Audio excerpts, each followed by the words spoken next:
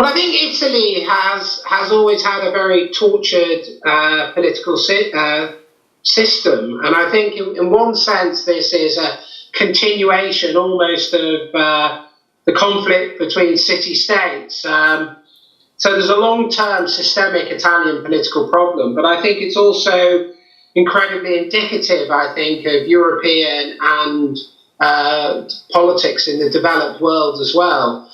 So as to whether there's a way out, it's a question really to put to Italians themselves, because what you've got are violent conflicts between profound groups. So you have the left aligned on one side, the right on the other. Then you have the breakdown of this type of conflict with a general distaste and contempt for the elites and the forms of governance it produces. Well, post-liberalism can go two ways. There's a good post-liberalism and a bad post-liberalism.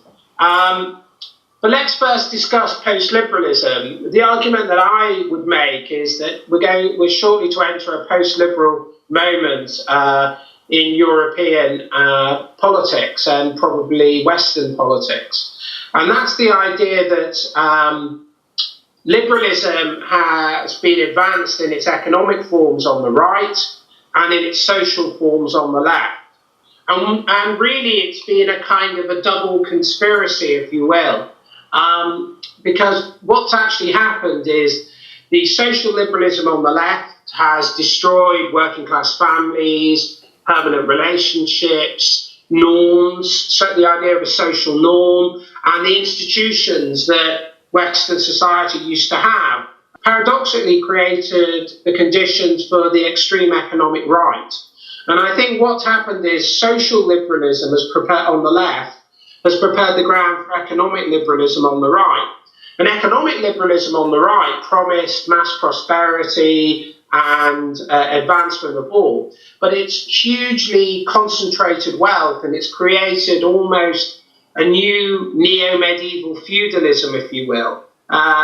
We've created new lords and companies that are actors, the means by which, these new lords gain vast power. And so social and economic liberalism has, at the one hand, destroyed institutions, destroyed common norms, and hugely enriched a very, very small group of people. I think a good post-liberal future is one where we reform common values. But there aren't many systems now in the West for creating common values.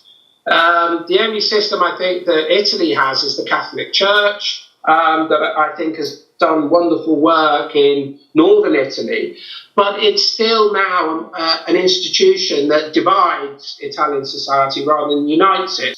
Well, the post-liberal model is possible anywhere, but it requires, as I said earlier, a recovery of more foundational communitarian consensus. And no society works if it's divided against itself. So I think that in Italy itself, I think what I find depressing about the five-star movement is it really is composed of people who are just angry but have no solutions. It's a type of left-wing nihilism where the contempt for a truly contemptible political system, and it is, hasn't resolved itself into anything positive and productive, because as human beings now, we don't seem to be able to create positive solutions. People rather have developed an aesthetic of powerlessness that they rather enjoy, and they don't really want to move to solutions or to what that would involve. So I see the five-star movement as a sign of sickness rather than a sign of health, but it's just a more advanced stage of sickness.